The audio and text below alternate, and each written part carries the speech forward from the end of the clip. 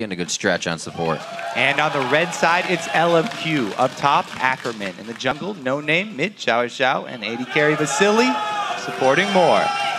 We saw a lot of the Braum man yesterday. Both Xpecial and Moore played him. Moore with a little bit better. He had the win. Xpecial was not able to find that win, so it might be a little bit of a contested pick starting out the game. Yeah, that win, though, that was a very close game for them. It took a long time for them to pull that one off. It did. It did. It shows LMQ's kind of knowledge and perseverance when they know they're behind. They don't get themselves into bad situations, and they know things will take time. And they waited all of that time as well, down to the last second. It was one of those you're winning until you lose situations we hear so much about. Yeah, we had a lot of that yesterday, honestly. Yeah. There was a lot of split-pushing jacks. Even though they got a good start, they weren't able to finish the game. So we'll have to see interesting changes to Champion Select on day 2. You're just talking a little bit about how Curse took the first inhib. We saw the game ending around 47 minutes. So with that first inhib taken, it only took 6 more minutes for LMQ to make their way back across the map and make it the final push. They got the first inhib, they got the win. So when LMQ gets that chance for a definitive win, they're going to take it. And we know them as a team to always pedal to the metal, even if things aren't working. Yeah, and they spent a lot of time also just waiting and stalling out until they could find that opening. We'll see how they do it this time. The stalling and waiting out was pushed away by a little bit of diving that they'd love to get back into. We'll see what the bans are here. It's not going to be a Nidalee for Xiao. 2 games in a row for him, 15-0 and 6 overall in the course of those 2 games. Very good on that Nidalee. Xiao has just been amazing for his team. He's able to farm on pretty much any champion in the majority of matchups. There's only been a couple times where he hasn't been able to get a large CS lead over his opponents, and he has done a little bit of roaming in those games. We'll see what LMQ decides to be the biggest threat coming out of the hands of Curse. Like we said, Dominate had that 4-0 Rengar game yesterday, but they ban out the Kayle. Boyboy's been using that to quite an effect, as well as Kayle seeing some top lane play lately. So they just get it out altogether. Yeah, a couple of AD carries focused here by Curse, banning out everything but Lucian, and then going for that first pick Lucian. So you can see definitely plan there to focus the bottom lane from Curse coming in. Taking out most of Vasily's favorite champions, definitely the top tier ones there. Yeah. Probably he can still rely on that Ezreal if he needs to. Haven't seen too much as, if any, coming in this season. Been a slow game for him. Jax looking to be locked in here for Ackerman. Something he can safely control his lane with and scale nicely into the late game, somewhere LMQ figures they may be going considering their play yesterday. See, it's going to be probably a Lee Sin for No Name. The captain of the team and the shot caller with the mobility around the map's never going to hurt. So, seems like a lot of people this week. TSM even did it yesterday. First pick on the AD carry. Just to get that AD carry in a safe spot. Especially for Curse with Cop. In Curse's wins, Cop has always had the best scoreline for the team. Yeah. So they really do need him to feel comfortable on the champion, whatever champion he is using, because he is one of those more safe style AD carries. He really waits for an opponent to make a mistake and then he'll make a move. Rarely does he take the initiative to actually cause a confrontation. It's definitely a good pick for that Lucian. That's where they got their Dignitas win. His Lucian play was 7-0 and 4, so he'll try to replicate that, obviously. We'll see what they have locked in. See, Dominate could be going for the Elise. Something he's had in his pocket quite a few times, and Xpecial looks to grab up the Braum. Third pick in coming in on the blue side. We'll see if he's able to lock that one in. If not, I'm sure Moore would be more than happy to grab that one up. But yesterday we saw the sight stones coming out on some Elises as well. A little bit of change for the vision game. Everybody talking about that real early sight stone from Amazing before completing his jungle item for the gold income. But Curse also, they have actually been struggling with vision control as well. So maybe they will pick up on that new trend. A lot of early sight zones coming out. I know Jat is definitely happy about that. Could be the Corki for Vasily, making his way back in as well. Something that was denied yesterday in a few games, has taken a lot of priority in the position of AD carries lately. Talked a little bit about the Braum as well. Xpecials yesterday had a loss on Braum, Moore had a win. So So they kind of just hover over him back and forth. Morgana saw a lot of bans yesterday with Braum going through. Today, both of them get through. Yeah. Morgana is good against Braum because she can Black Shield one of the stuns, but he can set up multiple different passive stuns. So she's not really a hard counter. Do like this lane though, Morgana plus Corki. Corki really has a strong mid-game power spike. And even in laning phase here, if you get hit with a binding, he can dump out a lot of magic damage, which is extremely effective in laning phase if they do go in a 2 vs 2 situation, because a lot of AD carries will not run full magic resist for their glyphs. We'll see Vasily, his first time on Corki here in the NALCS. He's got a band against him yesterday versus EG. Now to lock in for Curse. The slow hovers for these guys. Everybody's kind of taking their time. Yesterday we saw some quite fast champion selects. And the slow wait here, looking for something to support Cop. Get him into safety. Give a top laner over to Quas.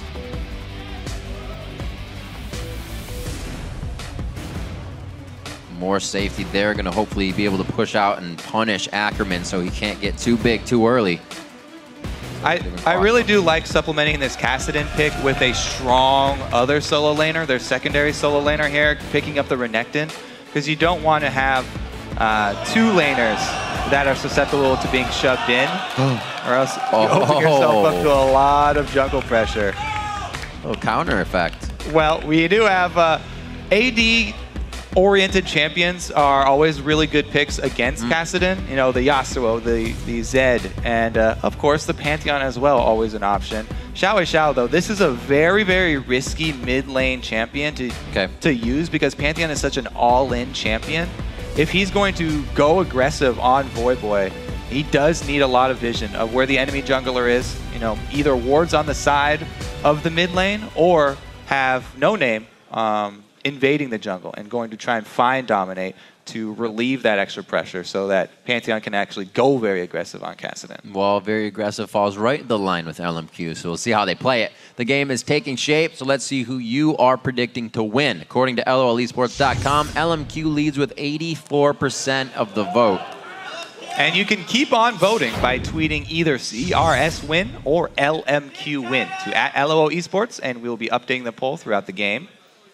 So with that sort of pick, you know, are they going to be all right if they do scale the late game? They have the Jax in the top lane that's pretty good, but does Pantheon sort of fall off in that situation? Yeah, Pantheon and Lee Sin both not that great in the late game. However, the Jax, as you said, very, very good late game. However, those are also 3 melee carries for the team, so they will get clustered up fairly easily. Really, though, what we're looking at is this is not a farm-heavy champion. Pantheon's not a very farm-heavy champion for Xiao.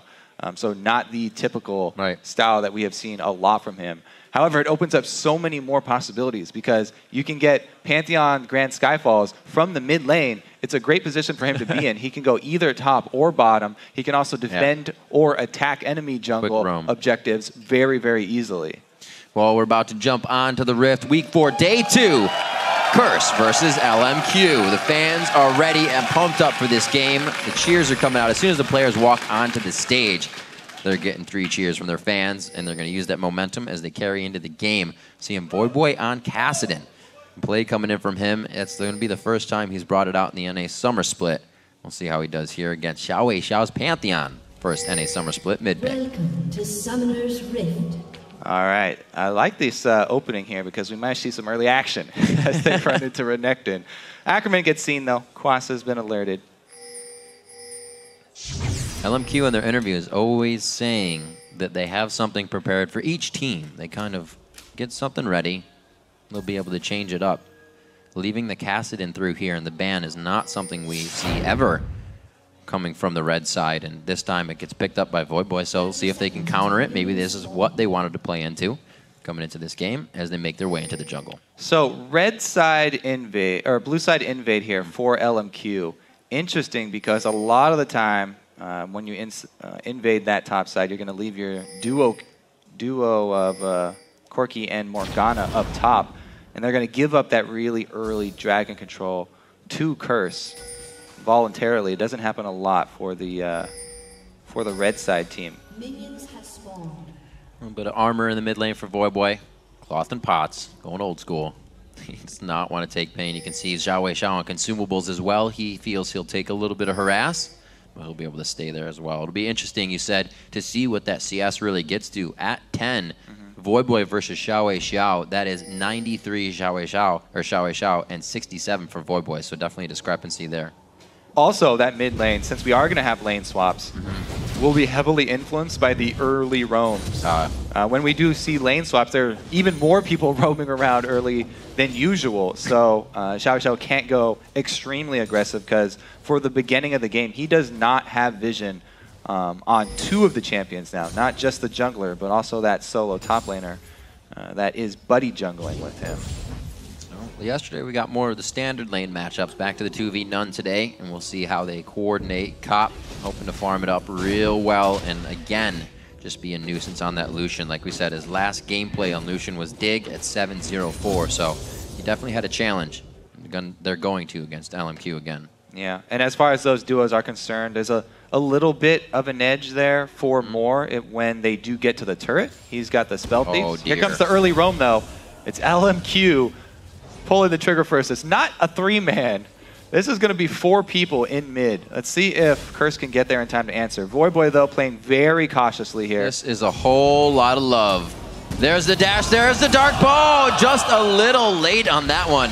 Voyboy getting himself out, and he's going to call for that for mid, but he blows his flash. Voyboy got 2 flashes out of that, and he also got the ignite from Xiao Wei Xiao. So pretty big expenditure of summoner spells there for LMQ for this early aggressive move.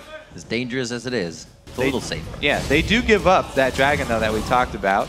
And that's not anything surprising here because they were the ones to switch their AD and support top. They knew that what they were getting into doing that very early. They should as well estimate the timer. That's something a lot of teams really should be looking to do when they give up these early dragons. Not giving up on mid here, though. No flash. Right on the backside, he hits it. The Dark Binding misses this time. Wait a minute. Voyboy, oh, he almost gets the Q shield to come up nicely, but he goes down. Xpecial could fall here as well. And they give up quite a bit for going for that dragon. Yeah, especially with it not being worth that much. Xpecial looked really cool jumping in with the Superman save there from Braum, but they did not have enough people to back it up. And, you know, good intentions are great, but he just did not have the power to save Voyboy, so threw his life away there. Well, LMQ is definitely showing that they are playing the picks the way they should be played. They're trying to get the early aggression in. They're trying to get this started, so Curse has no time to ramp up. Yeah, they definitely had the game plan of focusing Voyboy early here. And they want to get Xiao Xiao to the point where he can freely roam, because if he puts down Voyboy early, then they gain so much map control. Even though Voyboy has teleport, if you pressure him enough, keep it on cooldown for long enough, there's no way he can answer Xiao Wei Xiao gank for gank, because Pantheon's ulti has a lower cooldown than the Summoner spell. So he can make a lot more plays on the side lanes than Voyboy will be able to.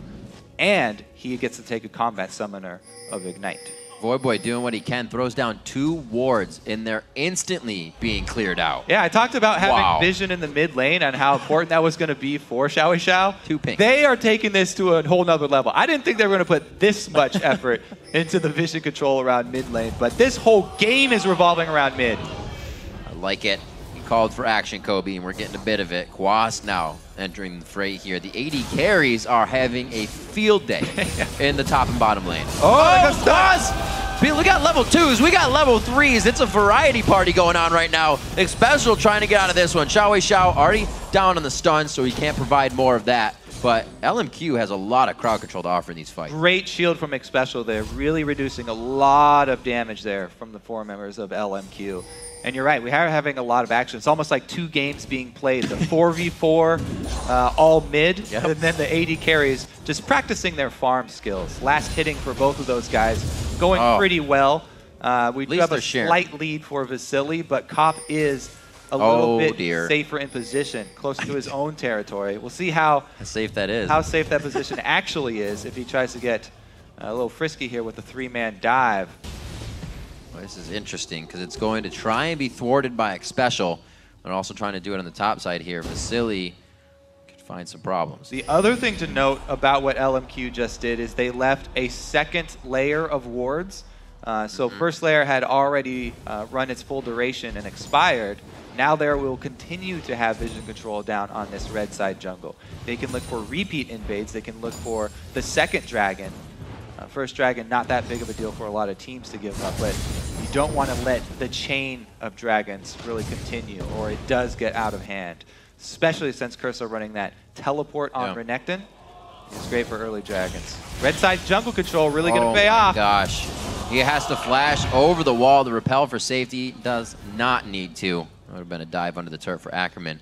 But LMQ keeping it safe while still getting the pressure on the jungle that they want. Yeah, they've just basically upped the game here. Yeah. You know, you guys really like the duo jungle. Why not triple jungle? Keep it going. Solo experience as well for Corki. I really like this. Corki is a very, very strong solo champion. If he gets past that early spot there, he's now level, what is that, 6? Yeah, he's got his rockets Just now. hit 7. So he's got a huge power spike whenever he gets a level in those rockets. First level means a pretty big deal. Second level increases the damage a lot. So Corki, being that very mage-oriented AD carry, going to definitely benefit a lot from that solo experience lane. Same is definitely true of Lucian as well, just because he's a great all-around AD carry, but both these teams are really going to have 2 solos, and they're not coming from where you think they are. Well, keeping the farm up on both sides. We don't have the back from Cop yet. He is now just doing that, and Xiao pushing very hard into the mid lane. Right behind him is No Name making some calls. It looks like they will, again, call it special up from the bottom. Him and Moore have just been kind of doing this circle roam around the entire map as we saw the party of 3. See how that affects them being so low. Sightstone already out on Moore. And like we said, the pink wards are still coming out in the mid lane on each side to shut down Voyboy. Yeah, that vision control around mid, extremely important for these guys, as you can see. Level 7 Xiao. Let's see. Blue buff on, so if he does go for one of the side lane ganks, very low cooldown on it as well. Renekton has gone to his standard lane. Bottom lane might shake out pretty soon into standard lanes. And with LMQ spending so much time down there, it does look like they want to get Vasily a pretty good lead, which is definitely expected considering how much emphasis Curse put on in picks and bans and shutting down Vasily. Yeah. You know, taking out his favorite champions and first picking Lucian. They actually really forced him onto that Corki. It seems like he'll be more than happy to play it. Definitely something he has under his belt of champions to play. Cop and Xpecial are going to return to that lane. We'll finally get a standard matchup between those two, but we just kind of looked and it was around 70 to 70. Now it's 92 to 78. So a surge there from Vasily as Cop did the lane change. We'll see if they can control that and make it work in their favor. It's a dangerous lane though that supports without ults and still very low. Yeah, it's so funny to see this giant level discrepancy between AD carries and supports. Usually when you're in a standard duo lane, you definitely want to focus that AD carry because they're the ones putting out so much damage. But when the support is level 3 to level 8 AD carries, they're also a very viable target. And here comes the second dragon that we talked about, stopping that chain with so much vision control being spent from LMQ on the bottom side of the map. Easy control there. Xiao. He is waiting. He's looking. Is it going to come in? That's the patient wait for the jump. Quas is pretty far up in the lane there, so definitely an option. However, with both of these teams running 2 globals, you know, either 2 summoner teleports or 1 summoner and the Grand Skyfall, a lot of jungle pressure usually oriented at attacking the source of those globals so that they can't join somebody else. All right. I like the idea of this as well. Xiao stays in mid. The ward coverage says Dominate's going to be wasting time as he heads towards the top lane. Ackerman just stays safe. LMQ knows they are ahead right now. They don't need to force anything with 2 kills and about 1,000 gold lead. Damage coming out from Cop. The BF swords to match and trade. Just a longsword actually on Cop's side for a little bit more damage. Vasily will be able to match that nicely with his rockets. Just waiting for these level 6s on Xpecial and Vasily, and we might actually see some action. Or Xpecial and Moorish. Yeah, I like the side bush ward control from Moore here. Actually going to try and take advantage. Land one of those dark bindings on Cop from the Fog of War inside one of those bushes. Always makes it a lot easier.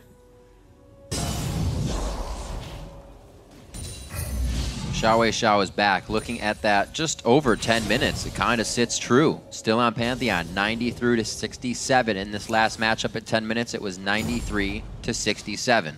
Exactly the CS, just a minute later. Things are keep going consistent for LMQ. It's one word we use quite a bit when we're talking about them. Consistency in all the lanes, and if it doesn't happen, they bring each other up. So they are back to that level of play.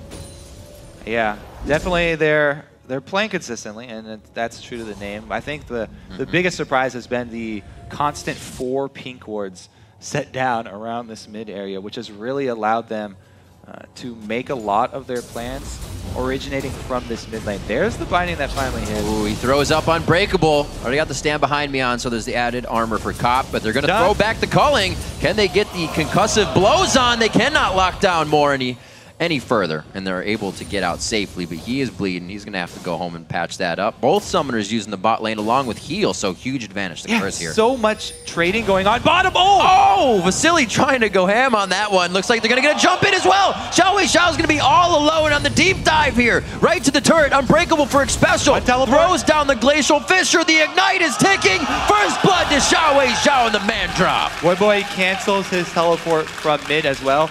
I was going to start talking about Not first blood. So much trading down bottom with 4 globals on the map for each of these teams having 2. Sooner or later, that powder keg was just going to explode, and it goes off for LMQ there. Vasily making the very aggressive move, valking forward, and only 1 teleport going to come in since Quasas is down, having to use it for laning. Same for Ackerman there, but the jump from Pantheon definitely shows. Much quicker than the reaction from Voyboy. Wasn't able to pull that off. Xiao's first kill. Get me so excited. It's the 3rd kill of the game. We're already in. Blood has been spilled. Blue buff over to him as he loves to get everyone. Actually was only able to get 2 blue buffs in the previous game against EG here as he fights in mid lane. Stand behind me from Xpecial. Almost gets there in time. The crowd control you can see though, what can potentially be from that team when they get a good catch. Great flasher from Xiao. I mean, the point blank Braum Qs is a very popular strategy, jumping to your own minions so that you can guarantee the hit. But even then, it's not guaranteed, as Xiao just proved. So definitely a good flash saving his life there. Good credit to Curse though, coming off right with the blue. They want to get it out of the hands of Xiao so he can't do any more damage with it, but thwarted. LMQ is usually a step ahead in seeing what's going to happen. Their vision has died down a little bit in mid. Want to be sure to get that back up quickly. Damage being built by Xiao here. BF Sword after the Brutalizer. He is looking to go hard and finish this game fast. I do like early armor penetration on Pantheon. It's all about getting very quick kills when he jumps in, because as we said, he's an all-in champion. No escapes after he jumps. Coming up on 15 minutes in the game. A shutout in kills and turret so far onto Curse. LMQ has been able to break 2 of those on the map. Voyboy still holds his turret strong, even though he's been quite a focus in this game. And he's only died once, but you can already see building up a Glacial Shroud immediately for that armor defense. Yeah, so it's kind of misleading because at first glance, you think, oh, this LMQ team is mostly armor, but it's not. It's not actually armor that's really going to protect you from this team because there's so much mixed damage from Jax and Corki. They have a substantial amount of magic damage as well. What's really important are attack speed slows, because that still does hinder Jax damage a lot. So going with that Frozen Heart would be a very good pickup for Voyboy. I'll be interested to see if he actually goes Frozen Heart or if he goes with the Frost Gauntlets. And see how early he wants to get one of those items, because Frozen Heart would definitely do a lot of work against his team, but LMQ have a very strong mid game with the Pantheon, Corki, and Lee Sin here. Now stacking Bloodthirsters as well with Xiao and that Bloodthirster. It'll be charged in about 30 seconds, so he'll be bringing full damage into the fight. Also, Voyboy's teleport is just now coming up, and Dragon's got 5 seconds on it. This could easily be a 5-on-5 down around Dragon. Curse sitting at a 3,000 gold deficit. Oh, wow, what a great flash play. Dominate just hit one. They try it again. The Glacial Fissure knocks up more so they can get what they want out of this. And that those are the plays that we remember Curse doing from behind in gold. Yep, and we were talking about Curse's confidence coming into this game. They've been a little bit hesitant to make decisive plays like that. Really, really big pickup for them right there. Props to Dominate. Yeah. Seeing the play, going for it at the perfect time as well. They know that Dragon's up. If they make one of these picks, at worst he's going to blow a flash. So at worst it will be a flash trade. 100% worth it to try and make that play right there. And not only do they get the kills, but Dragon boosts them right back into this game. That was definitely a situation of not fully respecting the team standing in front of you. Xiao Xiao just waltz in right in front of the entire Curse team. Dominate makes a great play when they start taking down turrets across the map. Curse gets their first turret out of this kind of scramble. They also lose one as well, so LMQ is keeping their gold up as well. Ooh, sneaky, sneaky Xiao Xiao. This push hurts a lot. Quas trying to get out of the situation. He is 11-9, and it looks like he's going to walk right into more. The jump goes up, and it was to stop Quas, but they're going to be able to cycle back around on this one. Sonic Wave into Resonating Strike, and one last kick to the chin. Quas goes down 4-2, coming up on 18 minutes in the game. All right, so pick up there. Xiao Xiao gets an assist at least for all of his bush troubles.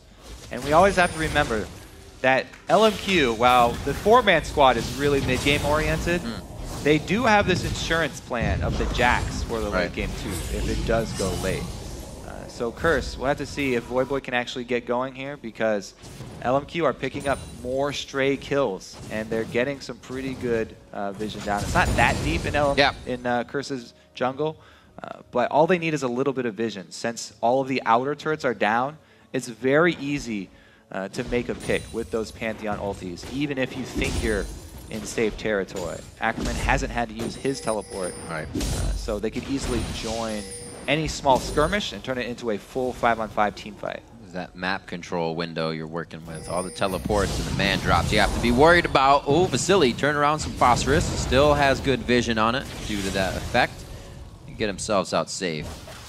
So Voyboy did not go for the early Frozen Heart. He went with the Frostborn Gauntlets. Early Frozen Heart is definitely very, very defensive play.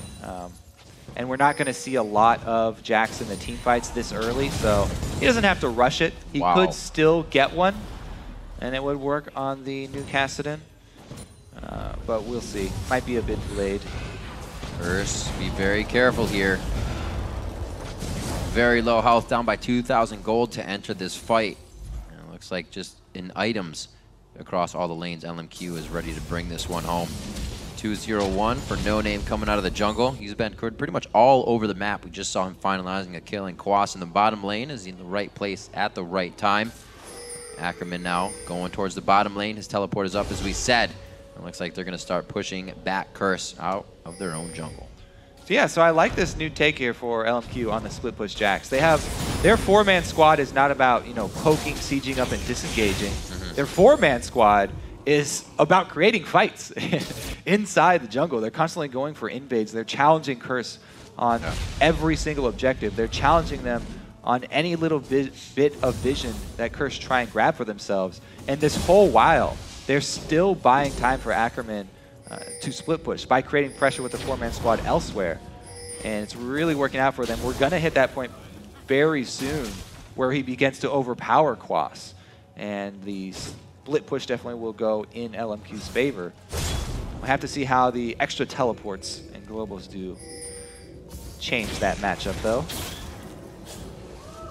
Going to be a different situation, but Curse almost used to this, being able to get fight wins when they're down in gold. And then they kind of find themselves in a sore position, going for a little bit more once they got that, once their confidence gets built up too much. Hopefully they can kind of keep that part at bay where it goes awry. And they can keep it strong, trying for a quick play as they clear a ward. Voyboy still extending himself, making sure not to overextend. And you can just see how much LMQ can kind of resist and be resilient to these Curse attacks. Yeah, I don't know. How long can they resist, though? Because Kassadin is one of the best, if not the best champion at chasing people down, especially with the early Frostborn Gauntlet for Voyboy. So even though Ackerman, you know, he can bully Quas right now since Quas has gone Sunfire Cape and it's not the best dueling item, he has to always worry about, is Kassadin going to be teleporting in behind me? Is Kassadin going to come chase me down? So he can't be right. completely aggressive and push this matchup to its limits. Because Voyboy, the threat is always there, and he's keeping a lot of this extra LMQ aggression in check here. Because if anybody gets out of position, they can really capitalize on any sort of chase. Sweepers are up right now, so looking at LMQ's side of the map where they used to have all these pink wards, definitely not as much coverage. They've been warding a little bit less here coming into the game. A few pink wards still down for Vasilian more to keep the objective safe when they have the time to control them, but not as much vision as usual. Yeah, I mean, look at how well Curse have been fighting back. They've got their 3 sweepers as well. They're definitely trying their best, and they get another pick. Really? The Glacial Fissure as well, and that's the Piercing Light from Cop coming in. Xpecial throws up the Unbreakable for a bit of movement speed, giving up a good shield, another kill. No, that one going over to Voyboy. Gold that he very much needed. And look at the timing of these picks. Once again, LMQ venture into Curse's territory, trying to get that vision game back. 10 seconds now left on Dragon. Perfect timing for Curse to grab another objective. However, during this whole time, Jack's still getting more farm down bottom. He is going to pressure the bottom turret. We'll see if Curse can both get the Dragon and collapse down onto Jax. That would be the best case scenario for them. However, they don't want to spread themselves too thin. Pantheon could join the fight. Xiao Xiao is farming Wraiths though, so he won't be able to save Ackerman here. LMQ try and rotate. Flash. Throws down the Q, gets a nice Winter's Bite down, but is it going to be enough? This is enough time for the team to run in. Here is the man drop coming in. A very low Ackerman, the Piercing Light from Cop. Cop going so deep in the fight with Voyboy right now. They cannot get enough damage onto No Name, but they already clear Xiao Xiao out of the fight. Turn it around onto Moore as well. A 3-for-0, and Curse is just taking a 2,000 gold lead. I don't know, even though Curse had great vision control around the back Dragon, they did enter from a lane. So Ackerman's got to know he's in trouble down there. And the rest of LMQ didn't really make an early move to swing down and protect him. Xiao Xiao was farming Rapes at the very beginning there. So they come in a little bit late, and Curse really snowballing that one pick into Dragon, plus another pick. Whole bunch of kills for the team. Really good collapse and chase there from Curse. So this is them. They've been chasing Ackerman for a while. LMQ finally arrives, and it's going to be the jump in from Xiao Xiao. He does get a pretty good stun here, but Voyboy Rift walks right when the stun went in. So he actually closed that distance, and they were able to finish off Ackerman without any casualties. Great timing right there for that Rift walk. Really fantastic play around the board. Cop getting himself into some dangerous spots. 3-0-3. We said the last game for him on Lucian was a 7-0-4. He's looking to do a repeat of the history on that. 25 minutes into the game, Curse starts to turn the tables. And here's those attack speed slows coming in from Curse. Oh, well, they're going to chase one more down here. Gets the stun on. The shield comes up for Voyboy, mitigating quite a bit of damage. Dominate just wants a little bit. He does finally get the assist on the outside. And Curse is finding everything they want, and with the composition LMQ has, it's looking very grim now. Right. People always talk about the reason you ban Kassadin away is because off of just a couple kills, he can snowball so quickly. And Curse have done that. They got 2 really key picks in the fight over Vision, where Dominate was always in a very good position. They land the pick, and they get the kill very quickly, with Xpecial following up with Braum so much CC. But yeah, they've been able to snowball this Kassadin now. He's gotten those kills. Voyboy should be off to a very good start. And those attack speed slows that I was mentioning, all coming in 3s here. 3 Randuins in the process of being built for Curse. Right. That's going to be great defense against all members of LMQ. Well, we got to make sure we mark the confidence. They're playing it well, but will they overextend themselves? That's when they get into a dangerous position. The last 5 minutes have been a huge boon for Curse, putting themselves in the lead 8-4, and they're almost evening up the turret game here, but it already seems like they've kind of taken back map pressure. Yeah, we'll see how well they can actually end out the game, because this has really been key for a lot of the teams. So many teams can get early leads, but the ability to finish without a team comp that's obviously Siege, without a team that's obviously great at poke like Nidalee or something like this, a lot of teams have been struggling with these more team fight oriented groups of champions. The wrinkle in this match is that there's so much global movement with all the teleports and the Grand Skyfall. It's really going to be all about the split push and how quick these teams can change lanes. It's not going to be really big 5v5 setups at a turret, the sieges. I think it's going to be really all about the use of those globals and keeping track of your opponent's timers on their ability to traverse the map. LMQ has definitely went back to the warding, but you can see it's almost a defensive line of security they've put just behind Baron, a little bit across mid as well. They want to know if anything enters their jungle. Previously, they were all in Curse's jungle, trying to find everything they could. Now they're thinking twice about it. We got 0, 0, and 7 on Dominate. Have to remember Dominate's flash cocoon to really start everything off on Xiao in the mid lane. Seems like Curse is just kind of riding that momentum right now. All right, let's see, because they are going to have a clash here over Vision once again. This time it's in LMQ's territory. You can see the swing of the game as the battlefield and the gold have both swung up to LMQ territory as Curse, after that last chase, gained a whole bunch of gold. Once again, that's why Ackerman has to be worried. Always. They're going to the source of the teleport. Yeah, that's the threat I'm talking about. Even though he's got, you know, a pretty good handle on Quaffs and he can continue to pressure him, this Voyboy Kassadin, he didn't even have to use his teleport to get in behind Ackerman. Look at the vision for Ackerman down in bottom lane. Non-existent. No. And Voyboy's able to sneak right in there. Great job by him, making use of the very mobile assassin Kassadin there. And he actually gets the Frozen Heart instead of Randon, so I'm happy with that pickup. Well, it's something that LMQ seems they usually could do with having such a lead in the game. You know, they might be able to be a little lackluster on wards. This time, it's really biting them in the butt.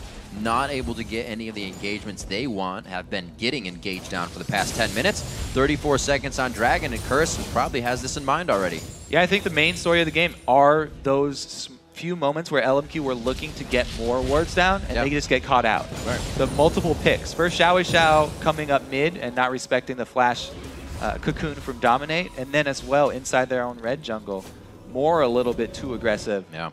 Not putting on his black shield when he goes to face check and put a ward. Those two small mistakes, though, you have to give credit for Curse. They were able to capitalize. Just a couple of picks, and they were able to snowball their Kassadin, gain a lot of the map control. Man. And last outer turret finally falls for them. And that Kassadin, it's like a rock right now. The cold-hearted Kassadin, Frozen Heart, Frost or Iceborne Gauntlets in there as well, and a little bit of HP with an Elixir for whenever he needs some more AP in the fight. Ackerman trying to pull back some cash money for the team here, but just in the wings.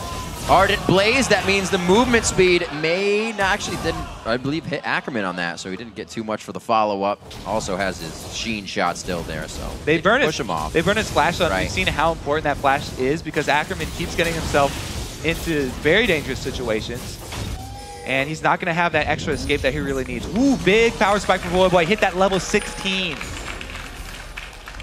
Very nice, getting the next level of his ultimate. 10,700 gold to Xiao's 9,700. Got a 1,000 gold lead on Xiao. Really, Curse working together as a team here. We've talked about how LMQ works as a team. Right now, jumping over the back of the wall. Everybody hopping over the back of the wall. Sneaky Baron, but Voyboy. Everybody's out as well. Flashes. Holy macaroni. Wait, 2 flashes and a safeguard. You saw nothing. I don't know what you're talking about. There's nobody in the back of that Baron. I blinked. You're right. It was gone. These are not the LMQ members you're looking for, boy. That would have been some scary stuff. Xiao was remembering his Yasuo plays and did not want the same type of medicine there. See what Curse can keep pushing. That play right there is so telling of how this game is going. You can really feel what LMQ are feeling as a viewer right now. They're so desperate, and they're really feeling the pressure. They have to go for these sneaky Baron steals. Just like that. That no feeling. But I think No Name's going to get hit up one more time. The Force Pulse is there. Xiao. This is a 2v2. Now the Glacial Fisher in the 3v2. 4v2. Coming out of nowhere as Cop throws down the Authority with Dominate on Elise. And they're able to pick up another 3 for 0. That Bruiser Kassadin coming up big for Voyboy. You kick him away, and he's right back in your face. Takes Never stops getting back. More than a few hits. There you go.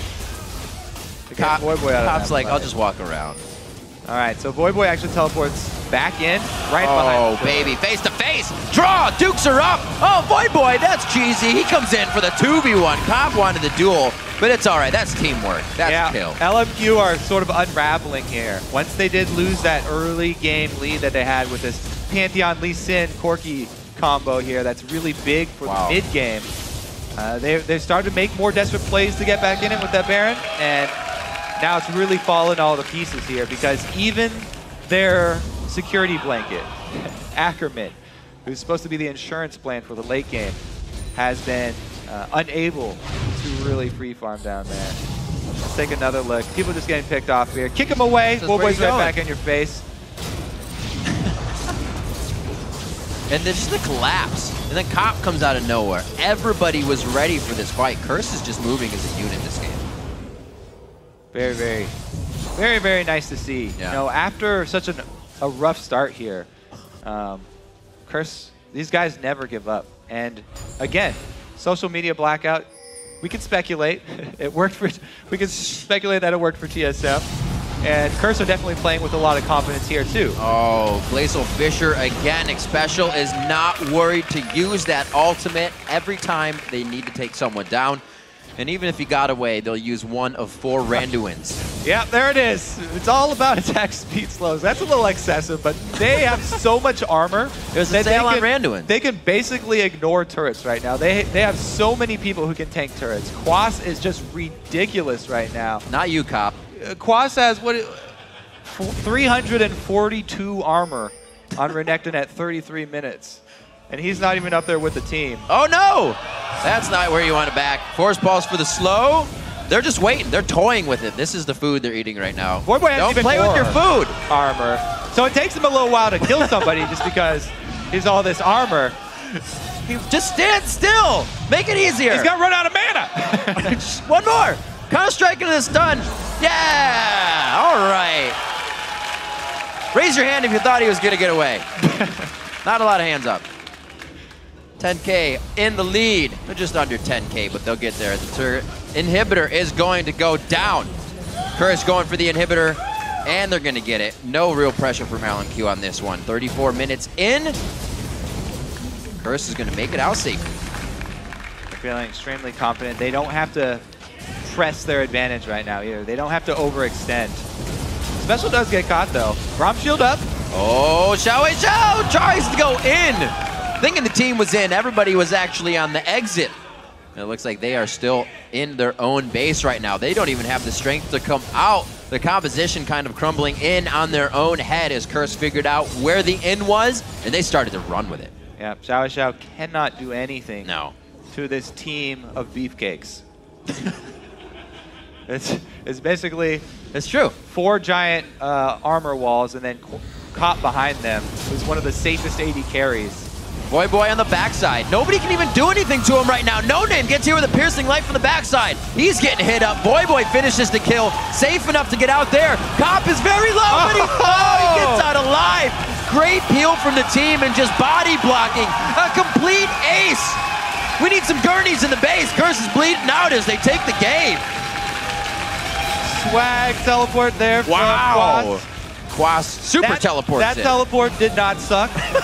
That was for style point. 20-4, first game here coming into day 2, week 4. Curse takes down LMQ.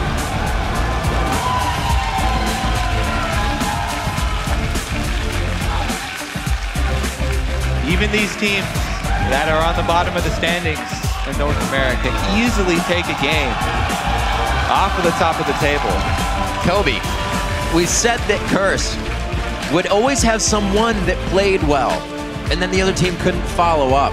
Everybody played well this game. That's what happens when Curse comes together as a team. They take the W. And really, the constant war of vision, I think, is what says a lot for Curse. They did not give up on clearing those wards. Even when LMQ started to get so many deep ones, that's where they really took their advantage. A couple of key picks for Curse. And you get that casted and snowballing, especially against a team like this that's so armor and attack speed oriented. Boy had a really nice build path in there, straight into the Frozen Heart right after his Iceborne Gauntlet. And so much defense for all of these Curse members. A fantastically played game coming in from Curse. Cop keeps himself killed, or unkilled, I should say, on Lucian. That game going 6-0-9. The last time he played Lucian, Curse took down Dignitas. So go figure, it's going to be a good pick coming in for him. Played a little bit of Caitlyn yesterday, did not work out as well. And focusing the 80 carries coming into that game, we thought they might have done a little too much onto Vasily, kind of trying to get him out of the comfort zone. It seemed to work. Yeah, I mean, it was a good game plan coming in from Curse. And they executed it very well, both in-game with their adaptations, seeing LMQ composition as well. And the point you made about Curse also taking a game off Dignitas really goes to show, even Curse have that bad record and they've lost so many games, they still are the team that has the ability to take the games off of any team in North American LCS. Everybody at the top. Everybody's definitely still growing on that team. We looked at Quas a lot in the spring split and said he has a lot to offer, and he still does. Quas is one of the ones that kind of brought out the Aatrox, the kind of weird builds that he had, and then would start to do weird builds on Renekton too that worked. His Trundle, I think, 4 times in a row was Curse when they had their long streak. He played Trundle. Everybody on that team has great diversity, but if they don't find it on the day, that's the time when the Curse fans are kind of left wanting. Days like this definitely have a bright future for Curse if they can keep that teamwork together. Yeah, Quas was really solid today. Even though he's going up against that Jax, who was starting to get an edge on him, he just played it safe. Yeah. He cleared the wave at his turret, went to farm his jungle, came back, he stayed up. He was definitely still relevant later in the game when the rest of Curse needed him, when they were making these chases and these collapse on all the picks that they were getting. Definitely some crazy stuff coming out of picks and bans. LMQ looking to absolutely try something new here. Xiao breaking out the Pantheon in mid to kind of counter the Kassadin pick, and they were on red side. Usually you see that cast ban come out from them, so maybe that kind of was what they had in mind. We'll just straight counter and try to get that win right through the front door. And that's what I really like to see from teams that are at the top right now, pushing their boundaries, not going back to the same old things over and over that are continuing to work. Trying out the new strategies, seeing what else they can get away with right now, really. So true. Seeing the games like this, especially Voyboy to start stepping up as well. The team said that Voyboy was playing well, but the fans kind of didn't see it. The internet didn't really see it. The whole team is something that needed to step up. And I think Special played a lot better on Braum today. We kind of have criticism on Braum players yesterday. The shields were backwards, this and that. Didn't see any of that this game. So it looks like some things got refined overnight between the supports. Yeah, he might have got a little carried away with the amount of power that he had to protect people. Jumping in to save Voyboy there. Fishers left and right. Yeah, it's not going to block everything. But yeah, he had some very, very strong plays. And he was a big part of making sure that these cocoons turned into kills, because Braum has such great chase potential as well, the slow and then the passive stun as well. He made those things work very, very well for the team. All right, right now we're going to throw it over to Freak and Jat, who are joined by 2 members of the victorious Curse. Thank you very much, Riv. What's up, guys? I want to welcome Voyboy and Dominant to the desk. Guys, congratulations on the win. This is now, you've now beaten both the top 2 teams now, Dig and LMQ. You guys are freaking awesome. Like, what keeps you guys from just like winning all the rest of the games? Because you can clearly beat the top. I don't know, man. Like, our record's like 3-7 or something right now. Yeah. I think, except for like one game versus Cloud9, all our games have been relatively close. Like there's games where we'll have a lead. It seems like we're doing really well, and then we'll just do something really silly, like just throw it in one instance, like versus Dig yesterday. So yeah, we're just going through some problems. Obviously, if we weren't, we'd be at the top of the standings. Sure. But I think in these matches that we're losing, sometimes like very painstakingly, you can see that we have like glimmers of brilliance. We're not quite there, but if we can work on that and just try to iron out our play and avoid those like game blundering moves, then I think that we can just get to the top where we want to be. We beat Dig, we beat LMQ. We've been giving all these teams like pretty good games. I think it's just a little bit of a step up, and I think we'll be able to consistently take games off of pretty much anyone. So that's the plan. Exactly, and honestly, it feels like a lot of people are actually noticing that you guys are like right there almost all the time. I actually have a tweet from Double If that he brought out a little while ago. We can pull it one up. He's saying, you guys are playing so well in scrims all the time. Like, why can't you just keep playing aggressively here and get all the wins, in the matches? Yeah, definitely. What do you think about that?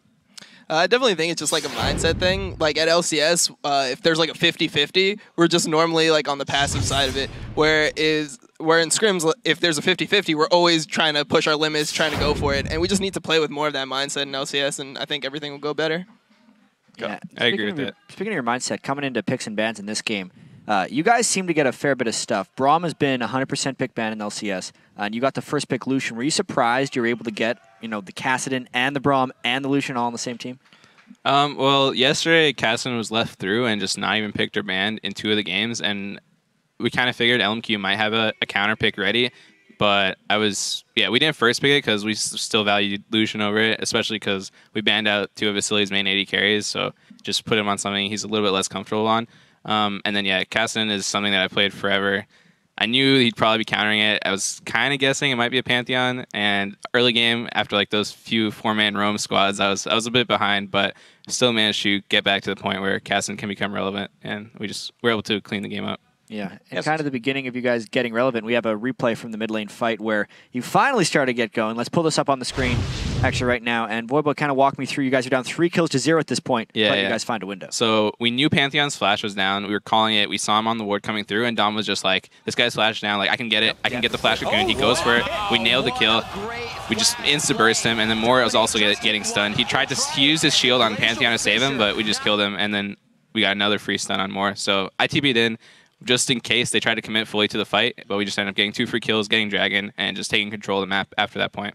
Was that kind of the game plan then when you guys were behind, like against this roaming squad and a pretty early game focused team? Was it turtle it out, look for the picks at some point, they're going to get too aggressive, and just wait for that moment? Yeah, definitely. Yeah, I definitely think that like our comp outscaled theirs. Yeah, sorry for cutting you off, boy, but unacceptable. Our comp outscales them, especially with Kassadin. Kassadin's able to like build a lot of armor items and still do a decent amount of damage and have a chase potential. So if you look at Voi's build at the end of the game, he had Frozen Heart, Frozen Fist, Randuin's, and Tabby. So we knew that if it got into a late game scenario, we'd be able to pressure them. We'd all be able to like stack armor, and they wouldn't be able to hold us. So eventually, if we just got through the early game, we'd be able to outscale. Some of their champions are actually kind of mixed damage champs, right? You've got Corki on one side, Jax over there as well, maybe even Morgana to a certain extent. Was there any concern that's like, well, we got to make sure we keep these guys down, or was it like, we just know with like a bunch of randoms we'll be okay? I definitely think that we knew that we'd be fine because with the Frozen Heart, you are kind of able to mitigate some of that damage. Even if it is magic damage from like Jax's Empower and his ultimate, you still are able to mitigate that with the Frozen Heart, the attack speed slow. Also, we had 3 Randuins at the end of the game, so even though they do have magic damage, it's kind of, besides for Corki, it's kind of like auto attack based. So we thought that we'd be fine if we just stack armor and we just are able to get into a fight that's like 5v5. Yeah, and speaking of the 5v5 fight, we have the bot lane kill on Ackerman that exploded into a big team fight. It was really when you guys took control of the game. We can pull this clip up on the screen. Dom, actually, walk me through this one. Of course, it says Voiboy's initiating, but go for it. So Voi's going in here, and he's calling, I can slow him forever. I have got a Frozen Fist. Just chase him down. So we're like, okay, everyone start collapsing because we know that this could turn into a fight. We know Pantheon is ulti. So we chase him down. We start going on Jax. It's kind of hard to kill for us at this point. And once we see the Pantheon ult, we call that Pantheon is extremely squishy at this point. He has full damage. So I cocoon him, and we immediately turn to Pantheon. We try to kill him. We get a Braum stun on him. He's able to get off next to no damage in the fight. Then we're able to snowball that into 3 more kills and then Dragon. So you guys did like a phenomenal job of just kind of saying, okay, we feel like we're strong enough now and turning it on. Did you know that, like, at what point during, champ select or loading screen of the game were you like, okay, we know that, at 35 it's good to go? It wasn't necessarily a point. It was just kind of situationally we were waiting for an opening, and the opening was when we made that gank mid and Pantheon was forced to burn flash. We knew that we needed to capitalize on that because we were just slowly losing the game. They were getting map control. We had to give them, like, I think maybe 2 dragons in a row. So we told ourselves, all right, if we can see like a play on Pantheon, we're going to go for it. And he ended up cutting through mid. We had a ward on him, and I just flash cocooned him, and we ended up like snowballing that into 2 kills and drag. Yeah. So then LMQ, I kind of want to keep talking about this because it's a fun composition, right? Mid Pantheon, whole bunch of AD champions. If you're in LMQ's shoes and you just lost this game and you had this like early game comp, what would you do differently to make that work like the second time around? Go for it, boy. I think honestly, do it again. Like, it's not a bad comp. It's a good strategy. The biggest thing that could have happened is if I died multiple times. The first time they tried to gank me, they used 2 flashes. I got kind of lucky. I got my flash off, and they weren't able to secure that kill. The second time, they made another good play. They killed me. At that point, Pantheon was so ahead of me, I could barely even farm. And honestly, if they just maintained that lead, they were getting dragons. They had map control. They just had to avoid getting picked because that's the only way we can easily get back in the game. We can probably stall out, but the longer the game goes, when they have map control and they're getting free dragons, the bigger the bigger the differential is between the two teams. So it just makes it harder for us to even get those picks. Because like if we waited 5 more minutes, that initiation on Pantheon might not work because their whole team would be stronger and ready to capitalize on it. So I think they just had to avoid making plays like those, and then obviously just try to play the game out as they were doing it, because they were pressuring us pretty hard. Like I could barely farm mid when Pantheon came back mid. He had like a BF sword and a brutalizer, and the jungler and the support were just roaming everywhere. It was actually a pretty difficult game for us. But yeah, honestly, they could have maintained their lead and closed it out. Yeah, you guys did a good job to weather the storm and come back. And 3-7 now, as you mentioned at the start. You guys face Cloud9 and CLG next week. But as far as you guys beating up on good teams, it should be completely fine. How are you actually going to be preparing for this next week with your problems and your mistakes in mind that you've been improving against LMQ? I think it's really hard for us to fix our mistakes, primarily because our scrim records are always so good. So we'll come into every week just winning maybe like 75, 80% of our scrims, and we'll think that, oh, okay, all of our problems are gone now. Like we're playing aggressively, we have much better champion pools this week, and everything's going to turn around. And so far, we've just been disappointed. Like every week after our performances, we watch our games over, and it just looks like we're doing nothing. It just looks like we're just waiting to lose the game. So I definitely think that going into next week, we're gonna remember this game. We're gonna remember how to play aggressively. Like I know personally, something that I've been doing now is just getting more emotionally pumped up into the game. Like I've been listening to like music before the games and just trying to get myself in the mindset. Like, yeah, I'm just gonna go out there. I'm gonna try to like make plays and try to get stuff done. And I think that that's like what's working for me. I think like everyone's just gonna feed off each other's energy. When team morale is high, I think that we'll all just like feel in the zone. And if we can be as confident as we are in scrims in LCS, then I think that would be like the biggest thing for us. Yeah, it'd be good to see you guys playing continually aggressive. Maybe the MVP can be the final countdown for you guys pumping up for the games. Guys, we're going to take a quick break when we've still got more games to come, of course, throughout the day. 3.5 minutes. Complexity is going to take to the Rift in battle team solo mid. Don't go anywhere.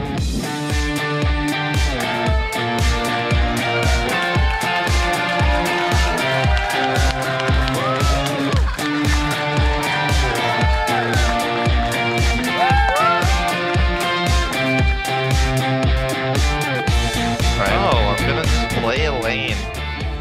Why? That's what I'm most skilled at. The laning mastermind. But is it going to be enough? This is enough time for the team to run in. Here is the man drop coming in. A very low Ackerman. The piercing light from Cop. Cop going so deep in the fight with Voyboy right now. They cannot get enough damage onto No Name, but they already clear Xiaowei Xiao out of the fight. But I think No Name's going to get hit up one more time. The Force Pulse is there. Xiaowei Xiao. This is a 2v2. Now the Glacial Fisher in the 3v2. 4v2. Coming out of nowhere as Cop throws down the Authority. I got a cocoon on Vasily. Okay. Yeah. Vasily. I'm on No Name. Yep, No Name. Ackerman in the back. Jackson in the back. I got a cocoon on him. Yeah, I got some more. Really nice. We can end.